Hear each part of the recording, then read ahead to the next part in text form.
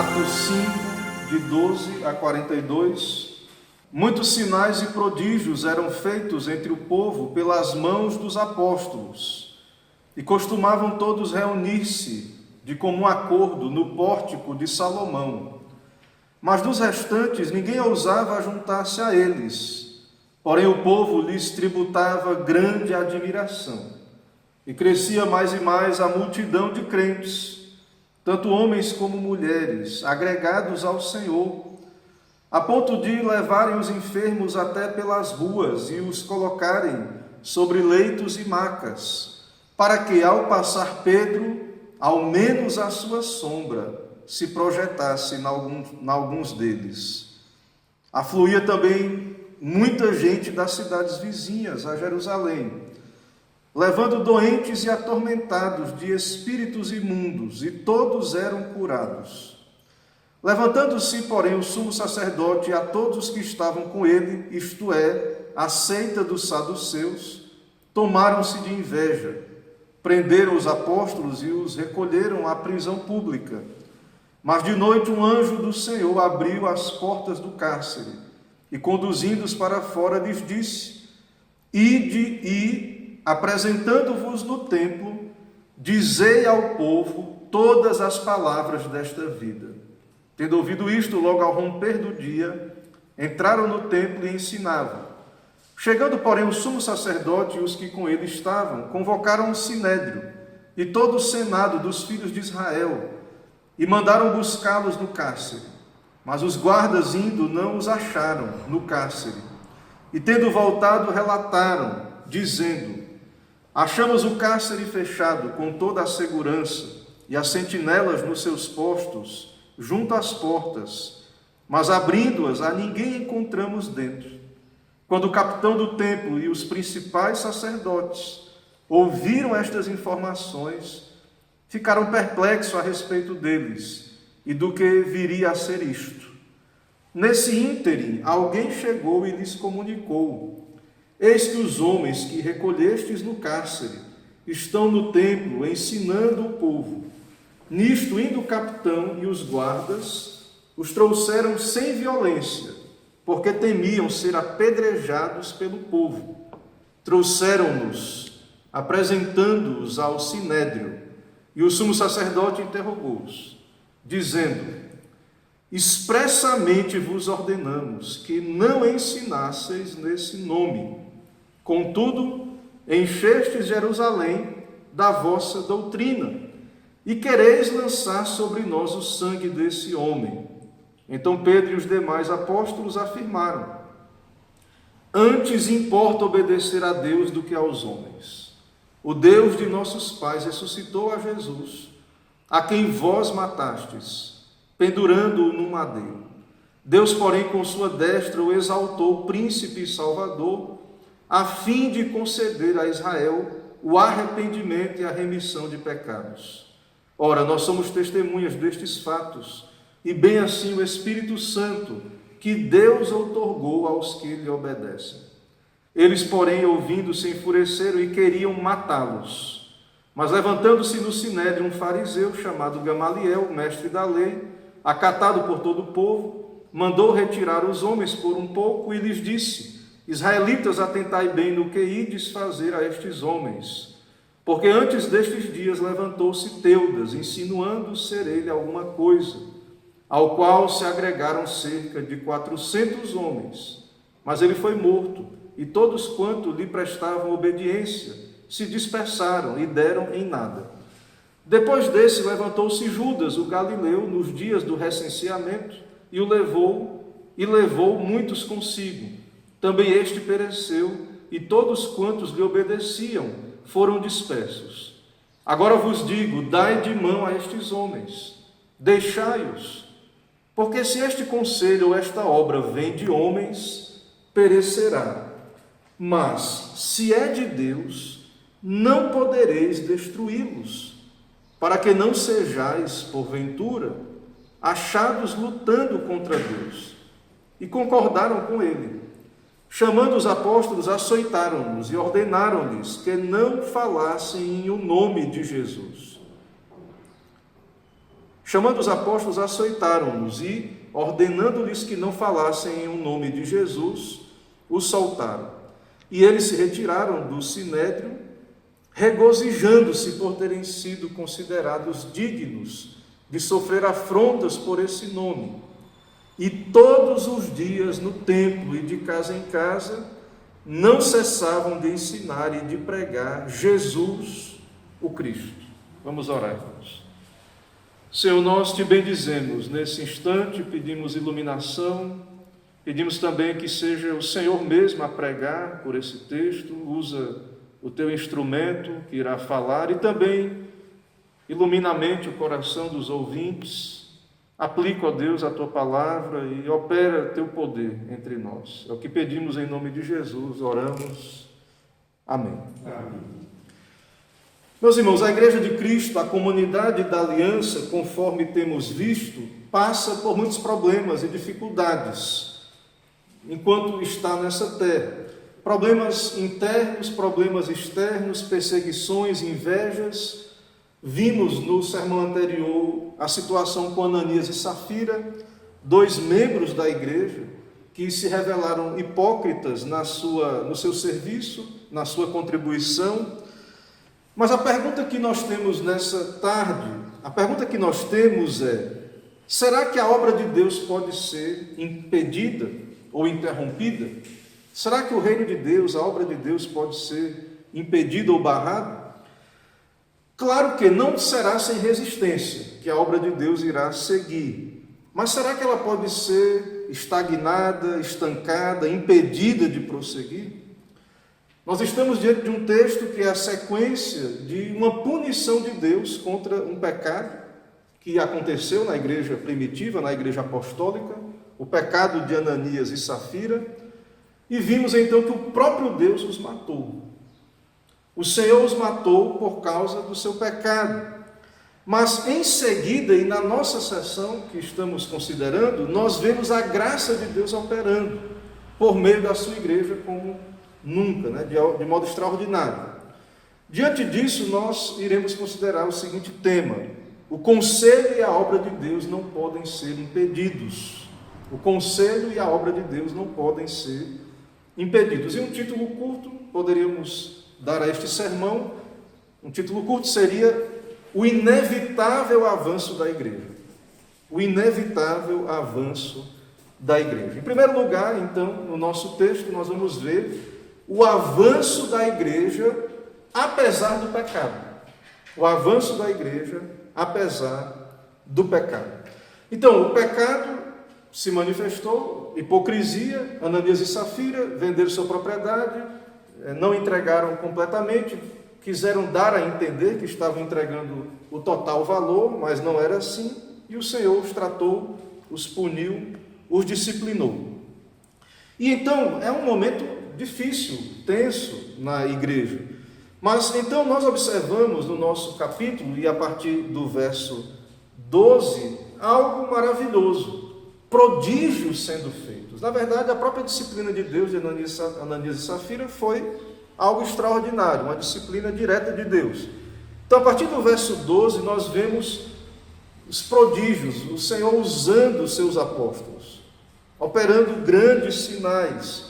Então, o pecado de Ananias e Safira, o pecado no contexto da igreja, não dispersou a igreja. Muita gente, porque a igreja tem pecadores, ou olha uma situação ou outra, e muitas pessoas usam como desculpa para serem desigrejadas, ou então não participarem de uma igreja visível.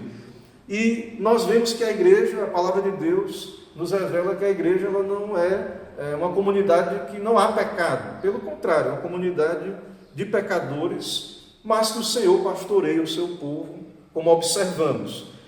Então, mesmo em meio a esse contexto em que, sim, a presença do pecado continua em nós e no meio do povo de Deus, a igreja de Deus, a igreja do Senhor, com a sua bênção, por meio do seu Espírito, ela avança.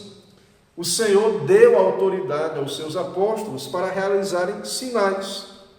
Isso nós observamos desde o Evangelho, o Senhor Jesus reunindo os seus apóstolos, deu-lhes poder e autoridade sobre todos os demônios e para efetuarem curas, e os enviou a pregar. Então os apóstolos, eles têm uma comissão especial, credenciais apostólicas, e os apóstolos, eles dão continuidade ao ministério de Cristo, tanto na questão do ensino, quanto também de obras, sinais, milagres, que são específicos, então, deste ofício apostólico.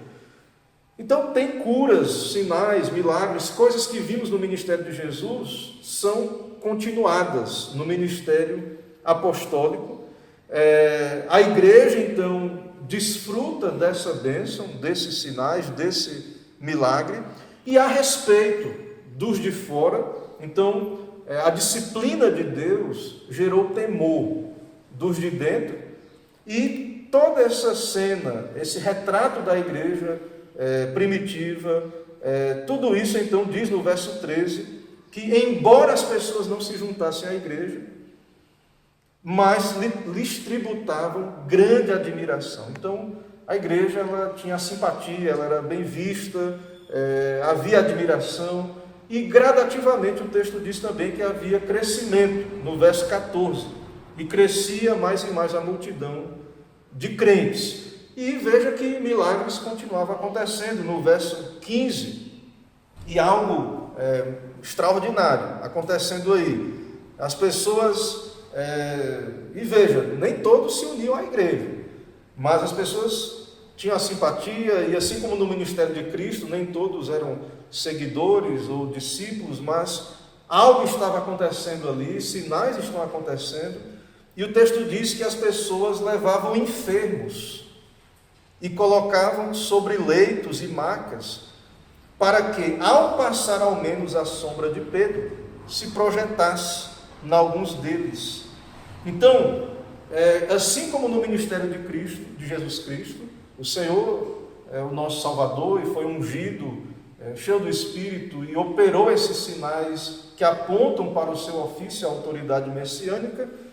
Do mesmo modo, nós estamos vendo aqui, através dos apóstolos, esses milagres, apontando para o fato de que eles são testemunhas autorizadas, de que eles dão seguimento ao que Jesus começou a fazer e a ensinar. E, claro, diante de tamanhos milagres, havia respeito, havia admiração, crescimento e conversões também genuínas, e também acréscimos de pessoas e pessoas interessadas em curas ali, porque isso estava acontecendo.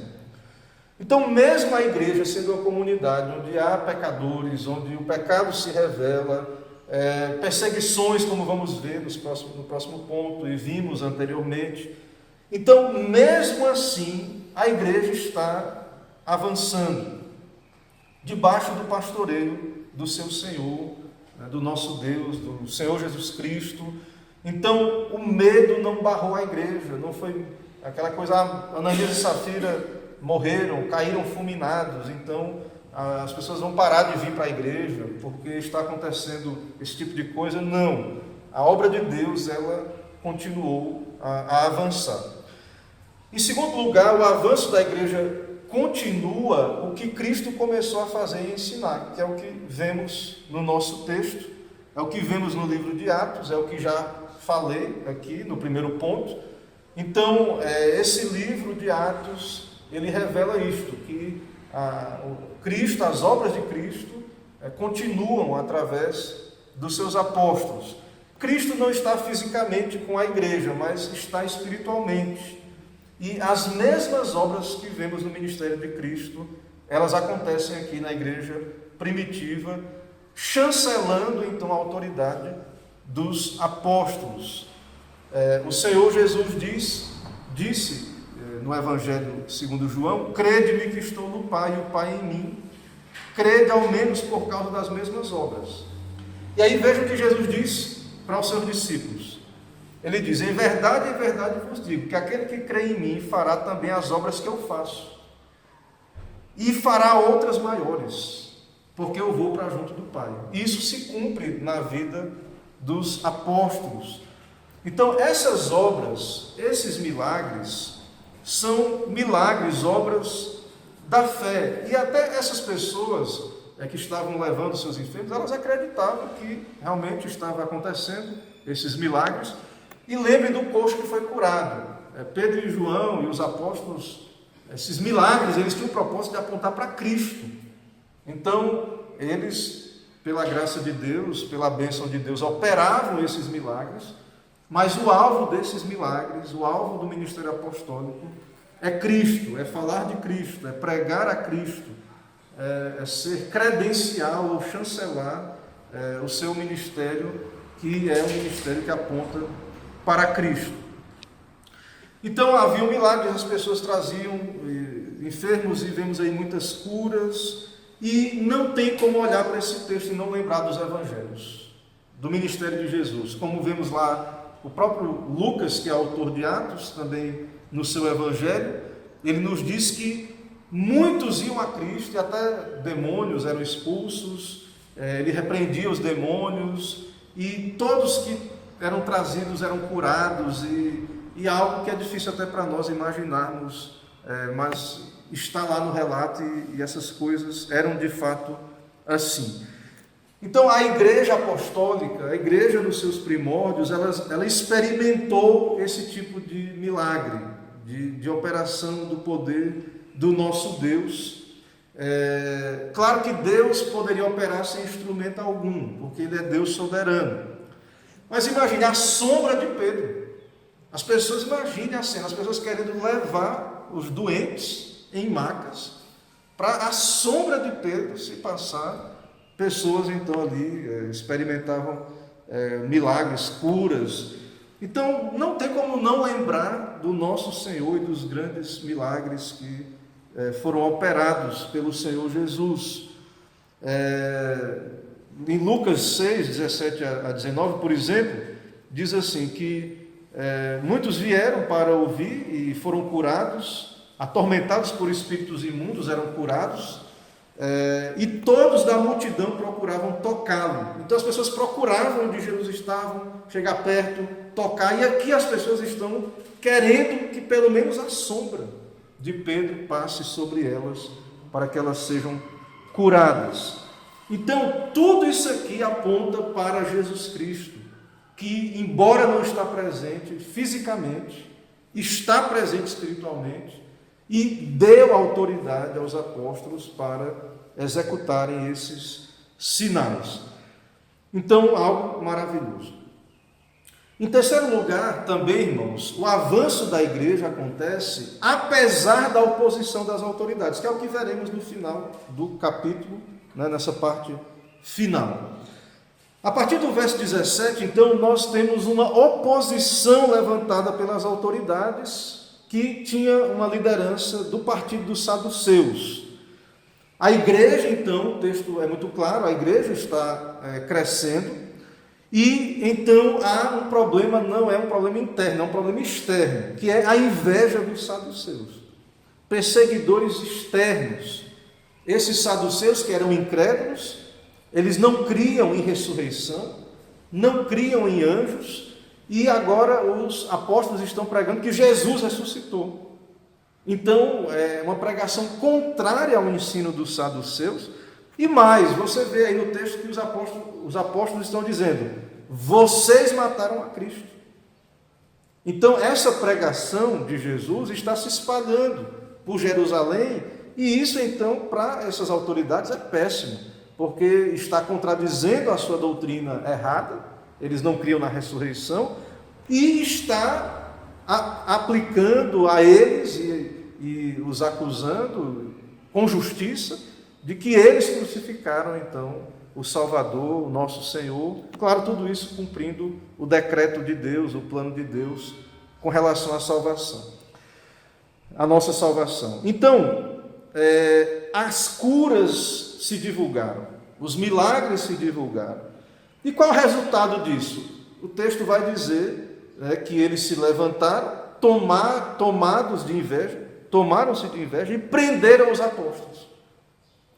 A linguagem aí não é só Pedro e João. Quando o texto diz prenderam os apóstolos, então a ideia é de que os apóstolos que se reuniam em Jerusalém, ou seja, tudo indica não apenas Pedro e João, mas todos foram presos nessa ocasião. Então, a igreja cresce, milagres são feitos, a sua esfera de influência vai crescendo, e a esfera de influência e poder das autoridades religiosas é ameaçada. E eles são tomados de desejos de morte. Eles querem matar os apóstolos. Veja a repetição do que também acontece com o nosso Senhor Jesus Cristo no Evangelho.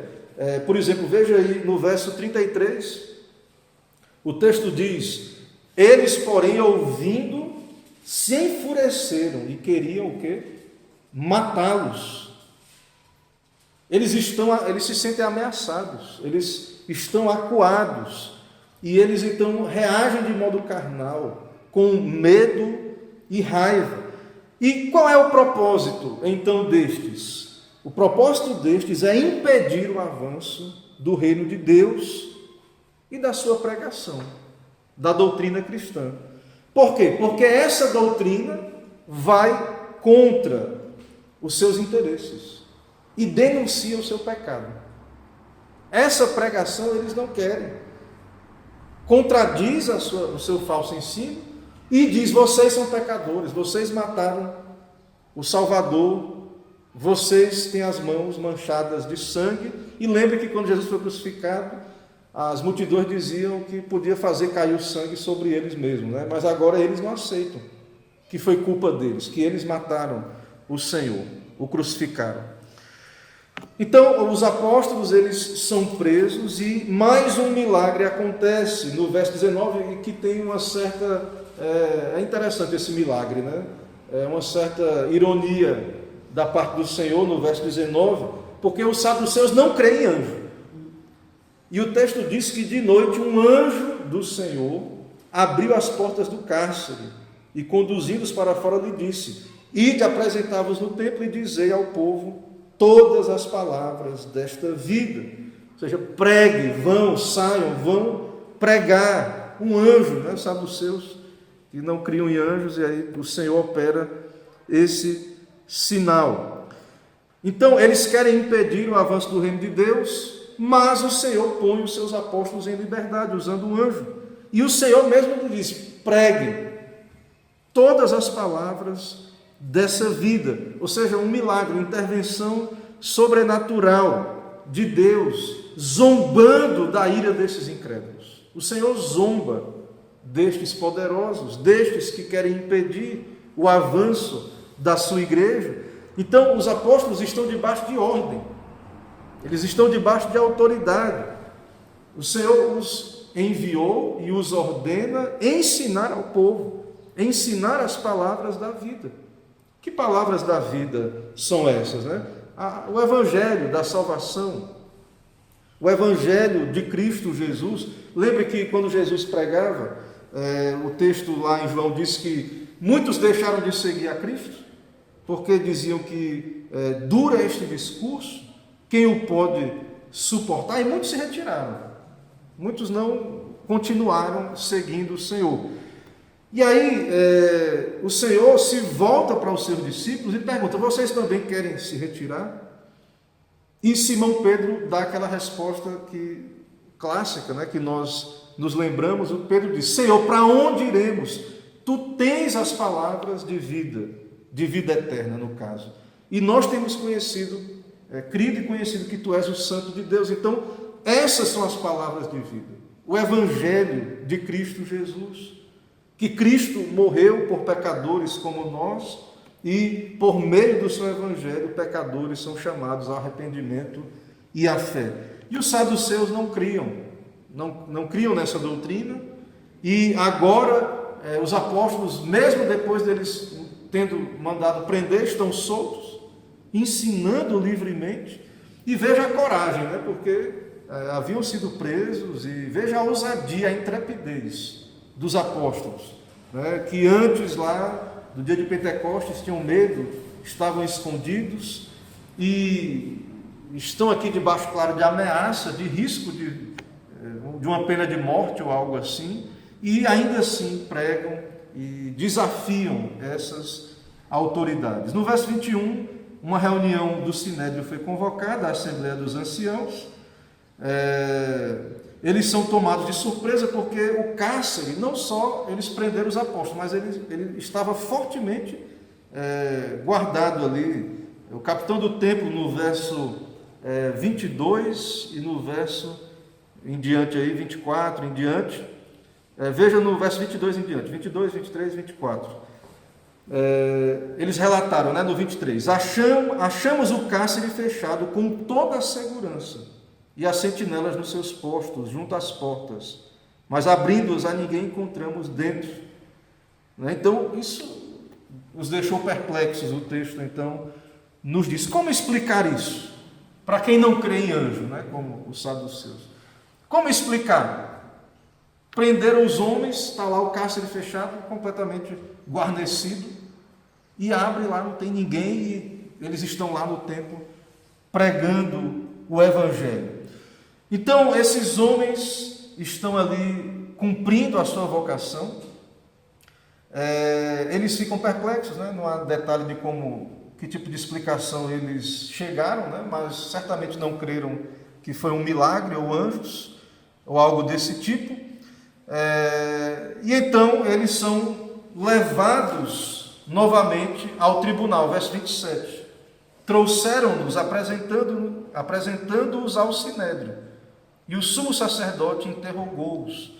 Então eles são trazidos novamente e estão contrariadas as autoridades, e elas dão uma bronca ali nos apóstolos, vocês estão fazendo o contrário do que ordenamos, e estão enchendo Jerusalém de vossa doutrina, e quereis lançar sobre nós o sangue desse homem. Verso 28, e Pedro então diz: antes importa obedecer a Deus do que aos homens, e falam mais uma vez de Cristo, o Deus de nossos pais ressuscitou a Jesus, a quem vós matastes pendurando no madeiro.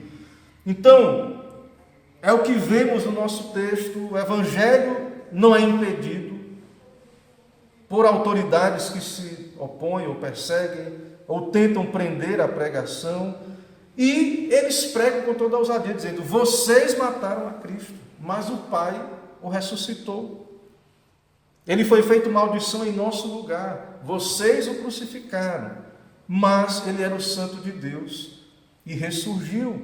Vocês mataram o príncipe e salvador de Israel, ele diz aí no verso 31, vocês mataram o príncipe, mas Deus o Pai o exaltou, a fim de conceder a Israel arrependimento e a remissão. Então esse Cristo que vocês mataram, ele é o Senhor, e é ele quem concede arrependimento. Arrependimento é dom de Deus, é ele que perdoa pecados. Arrependimento e fé são dons da graça de Deus.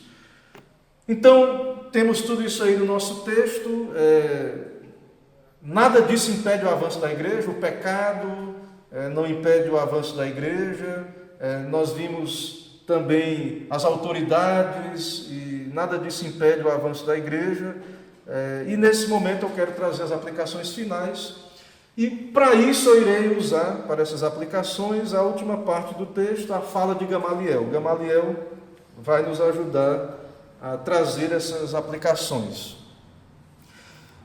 Irmãos, a pergunta que eu fiz na introdução é: a obra de Deus pode ser impedida? E Gamaliel responde para nós, nesse instante, no texto. Gamaliel vai responder.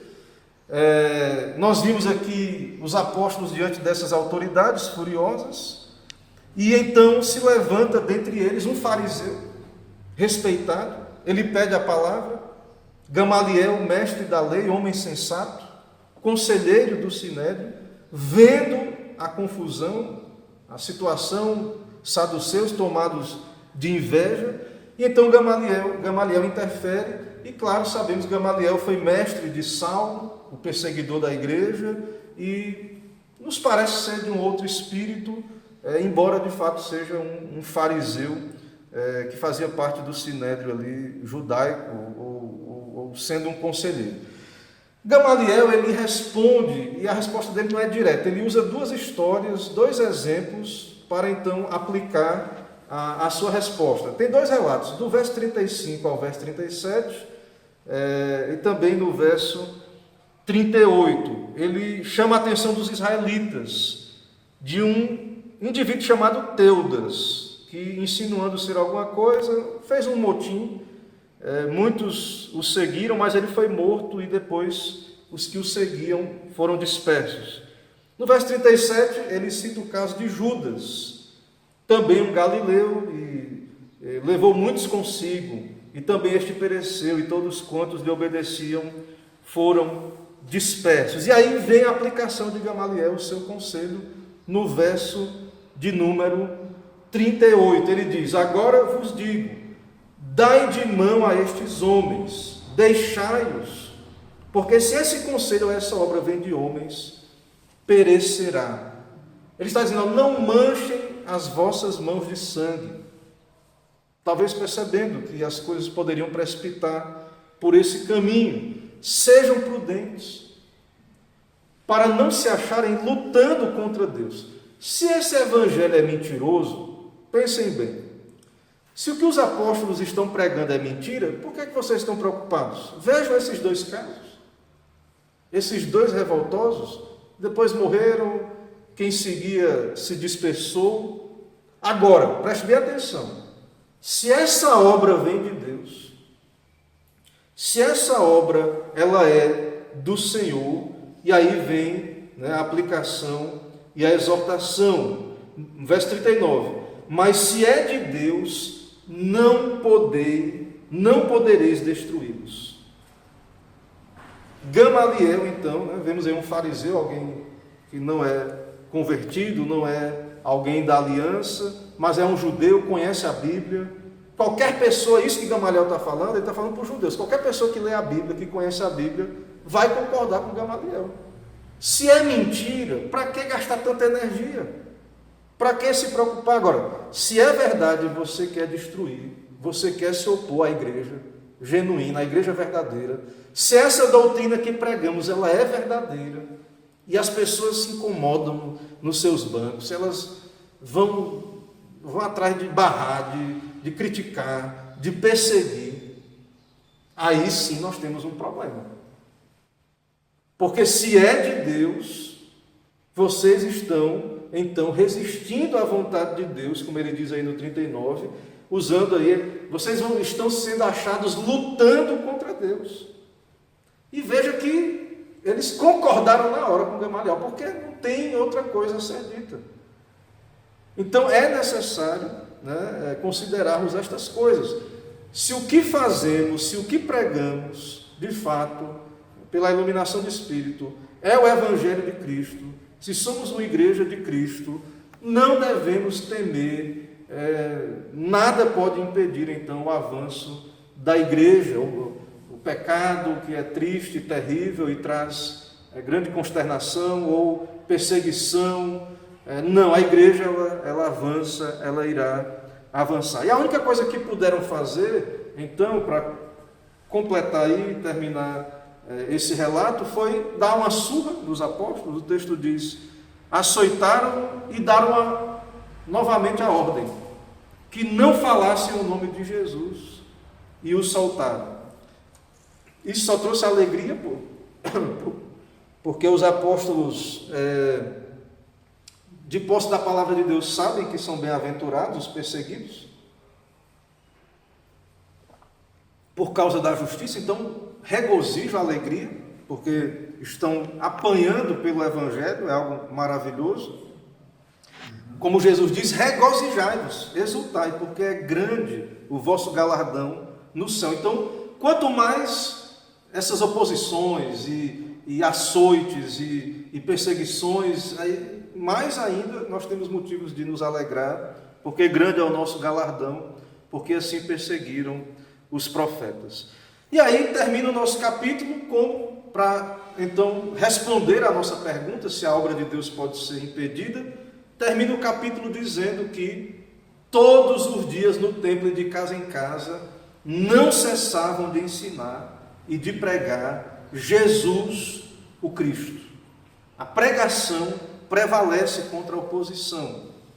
Então a igreja, pastoreada por Deus, cheia do Espírito do Senhor, obedecendo ao Senhor, prevalece contra toda oposição e persevera em seu chamado. Então, essa é a igreja de Cristo aqui. No caso, estamos olhando para a igreja primitiva, mas sim podemos, como igreja do nosso tempo, sabendo que haviam características aqui específicas dos apóstolos, alguns milagres credenciais, mas nós podemos entender, irmãos, da mesma maneira que sim, Cristo está conosco, fazemos o que fazemos por obediência a Ele, pregamos o que pregamos porque cremos que é fiel à palavra de Deus, e o Senhor irá operar conversões, a sua obra, o seu querer, ou até mesmo tornar os homens inexcusáveis, porque também é uma das funções da pregação do Evangelho. O nome de Cristo será glorificado e o nosso dever é obedecer e saber que pertence ao Senhor os frutos, o avanço da igreja, mas estejamos convictos de que esse avanço ele é inevitável, ele irá acontecer. Tudo debaixo da soberania de Deus, no tempo de Deus, e nada disso que vimos aí pode impedir, e coisas que temos aí hoje em dia também, sabemos, não haverão de impedir o avanço da igreja. Que permaneçamos firmes nessa convicção, que o Senhor nos abençoe e que possamos orar pela igreja, pelo seu fortalecimento e nos manter fiéis ao Senhor.